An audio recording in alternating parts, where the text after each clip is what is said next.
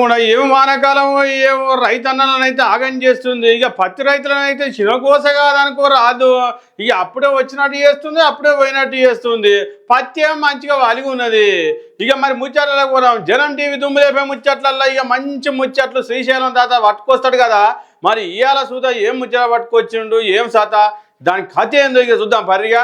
ఇక ముచ్చటలకు పోతే ఇక ఊళ్ళ పొంట ఏమి నడుస్తుందా అంటే ఎక్కడిది పో, ఏ గల్లీలో ఎవరిని నిలబెడదాము, ఈడు మావోడే వాడు మావోడే, ఒకరు అంటారు ఎలక్షన్లే కావు పో, ఓ తన గవర్నర్ తాను ఉందంటే, ఓ తన హైకోర్టులు ఉందంటే, ఓ తన సుప్రీంకోర్టులు ఉందంటే.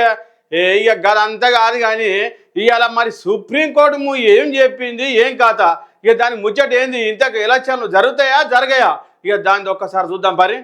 రైట్, బీసీ రిజర్వేషన్లను ప్రభుత్వం 42% పెంచడాన్ని వ్యతిరేకిస్తూ దాఖలైన పిటిషన్ను సుప్రీంకోర్టు తిరస్కరించిందిలో హైకోర్టులో విచారణ ఉండగా సుప్రీంకి ఎందుకు వచ్చిరని పిటిషనర్ గోపాల్ రెడ్డిని ప్రశ్నించింది. అయితే హెచ్సిల స్టోరీ ఇవ్వకపోవడంతో ఇక్కడికి వచ్చినామని పిటిషనర్ తెలిపిండట. ఇక దీంతో హెచ్సిలో పెండింగ్లో ఉన్నందున విచారణ స్వీకరించలేమని ఎస్సీ స్పష్టం చేసింది. ఇక ఎల్లుండిలో హైకోర్టులో ఉంది ఇక ముచ్చట. ఇక ఊళ్ళలోనైతే ఒక జాతర నడుస్తుంది అనుకోరాదు.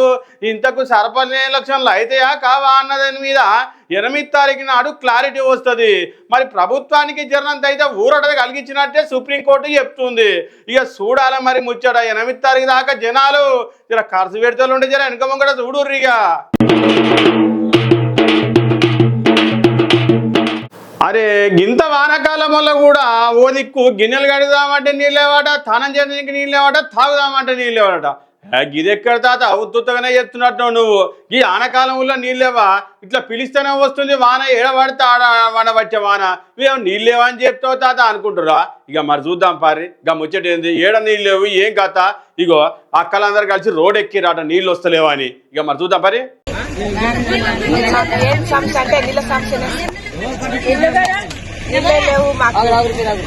నీళ్ళెత్తుంది సార్, నీళ్లు లేవేం లేవు. వాన వస్తే వాన నీళ్ళే పట్టుకున్నాం మేము, వాన నీళ్ళతోనే వాడుకుంటున్నాము. మాకు పండుగ రోజు కూడా వాన నీళ్ళే లేవు. వాగుకుపోయి స్నానాలు పిల్లలు తోలుకొని పోయి, చిన్న చిన్న పిల్లల్ని తోలుకొని పోయి స్నానాలు చేపించుకొని బట్టలు ఉత్తుకొని వెలుగైతే మీద పడుతున్నాయి సార్. మా మీద ఎలుగు ఉక్కొచ్చింది మీదకి. పిల్లలు తీసుకొని వాగుకుపోతే ఆ పిల్లలు నడవాక ఆ ఎలుగు మీదకి ఉక్కొచ్చింది. ఉరికొస్తే కూడా ఆ పిల్లల్ని అట్లా స్నానాలు చేసుకొని తోలుకొని వచ్చిన పండుగ రోజుల పిల్లల్ని మేము ఎలుగు చేతిలో పడుతున్నాం వాగుకుపోయి. రైట్, నాగర్ కర్నూలు జిల్లా అమరాబాద్ మండలం ఒట్టర్లపల్లిలోని సెన్సు కాలనీకి కొన్ని రోజులకేలా అసలు నీళ్ళే వస్తలేవాట. ఇక తాగునీరుకు అయితే ఏమి ఇబ్బందులు అవుతున్నాయి అనుకున్నారు. అదో ఇక చాలా ఇబ్బంది అవుతుందట. శ్రీశైలం హైదరాబాద్ ప్రధాన రహదారిపై ఖాళీ బిందెలతోటి ఇక చెంచులంతా ఇట్లా బిందెలు పట్టుకొని రోడ్డు మీద కూర్చునేసరికి ఇక పండుగ పూట ఎక్కడిదక్కడ జామ్ అయిపోయింది అనుకోరాదు. మరి పండుగ పూట నీళ్లు లేక వాళ్ళు కూడా అవస్థలు పడుతుర్రు అని వాళ్ళు అంటుర్రు. తాగునీటి సమస్యలు పరిష్కరించకపోతే ఆందోళన మొత్తం లొల్లి చేసి ఆగమాగం చేస్తామంటారు ఆదివాసులు. ఓట్ల కోసం అయితే ఇంటింటి తిరుగుతారు కానీ ఇప్పుడు నీళ్ళు రాకపోతే ఏ నాయకులు రారా. మరి గిట్లుంటే ఎట్లా సార్లు, ముందు ఎలక్షన్లు ఉన్నాయి. మరి ఇప్పుడే నీళ్ళ కోసం గిట్లా రోడ్ ఎక్కుతురాట అక్కలు. మరి చూడురి వాళ్ళ బాధలేంది, వాళ్ళ కథ ఏంది. నాగర్ కర్నూలు ఉన్న పెద్ద సార్లు జర పట్టించుకోరా అని అనబట్టి అందరూ.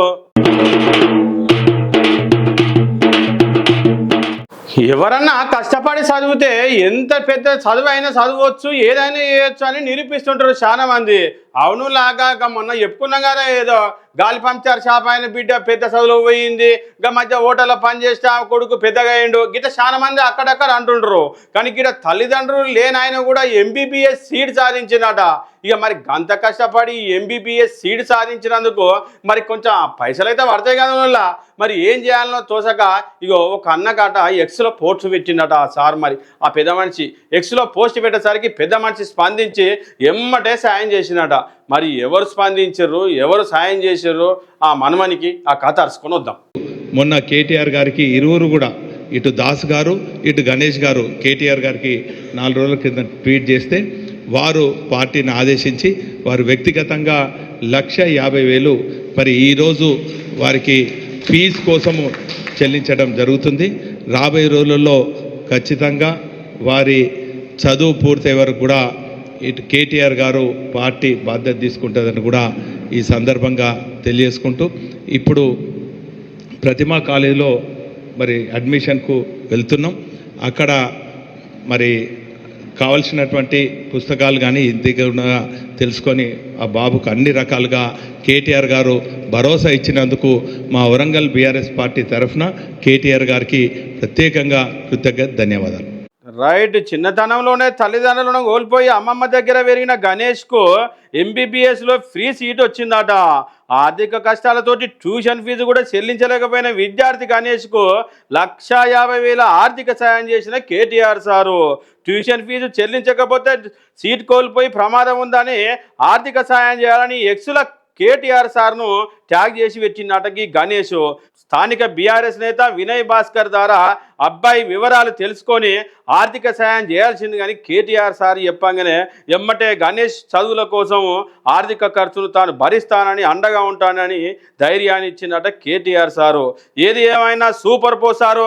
గిట్లా చదువుకునేటోళ్ళకి ఇంత ఉత్సాహం ఇస్తే మంచిగా చదువుకుంటారు. అప్పుడప్పుడు జనాలకు పూజలు పునస్కారాల మీద దేవుళ్ళ మీద చాలా నమ్మకం ఉంటుంది. ఇక అదొక లెక్క. కానీ దేవుళ్ళ మీద ఉంటే మంచిదే కానీ కొంతమంది దొంగ బాబగాళ్ళు దీన్ని ఆసరగా చేసుకొని ఏం చేస్తారంటే ఎక్కడిది పో ఇక వాళ్ళను వశీకరణ చేసుకొని ఆగమాగం చేసి లక్షలు కోట్లు గుంజి ఆగమాగం చేస్తుంటారు. అదే నుల్లా 1,00,000 చూపెడితే 10 కోట్లు అయితే అని గిట్లా ఆగమాగం చేసి డబ్బులు గుంజే బాబాలు కొంతమంది ఉంటారు. ఇక గదొక్క భాగం. మరి గీ బాబా ఏం చేసిందంటే రైట్, అనారోగ్యానికి గురైన అమ్మాయికి రోగం నయం చేస్తాడని నమ్మితే ఆ యువతి తల్లిదండ్రులకు బాబా మంచి టోపు పెట్టినాడు అనుకోరాదు. ఏంది ఊహించని షాక్ అయితే గట్టిగానే ఇచ్చిందట. నాకు ఇది వైద్యం పేరుతోటి తరచూ ఊకి ఇంటికి వచ్చును మొదలుపెట్టిండు. ఆయనతో అమ్మాయికి మాయ మాటలు చెప్పి బుట్టలు వేసుకొని ఇక ఏకంగా ఆమెనే బద్మాష్ గాడు 2వ పెళ్లి చేసుకున్నాట అనుకోరాదు. హైదరాబాద్ పాత బస్తీలోని ఇక గిట్ల చేసిందట పెద్ద మనిషి. ఏం బాబావురా ఆయన, ఏం కథను. సాహెబ్ కుంటలోని నివసించే ఓ యువతి అనారోగ్యానికి గురయింది. ఇంకేముంది, అనారోగ్యంతో బాధపడుతుంటే పేరెంట్స్ ఓ మాంత్రికుడి దగ్గరికి తీసుకుపోయారట. ఇక దేవుడా మా బిడ్డ నీ చేతులనే పెడుతున్నా, ఏదేమైనా బాగా వేయాలని చెప్తే ఇక గిదే ఆసరా పెట్టుకొని దర్గాకు తీసుకెళ్లి మంత్రిస్తే పూర్తిగా కోలుకుంటారని నమ్మించిందట. ఇక యువతి తిరిగి ఇంటి రాకపోవడంతో తల్లిదండ్రులు పోలీసులను ఆశ్రయిస్తే ఇంకేముంది, అస్సలు విషయం బయటపడ్డది. ఇక గిట్ల దొంగ బాబా కానీ బట్టబయలు అయిపోయింది అనుకోరాదిగా. ఇదేంద్రాన్ని ఆయన నమ్మించి గొంతు కోసం అంటే గిదే ఉన్నట్టుంది. కూలికి రారా అంటే కూట్లో జోరినట్టుంది. ఎవరన్నా ఆయన వేసామని అందరూ అనుకోబట్టిరి.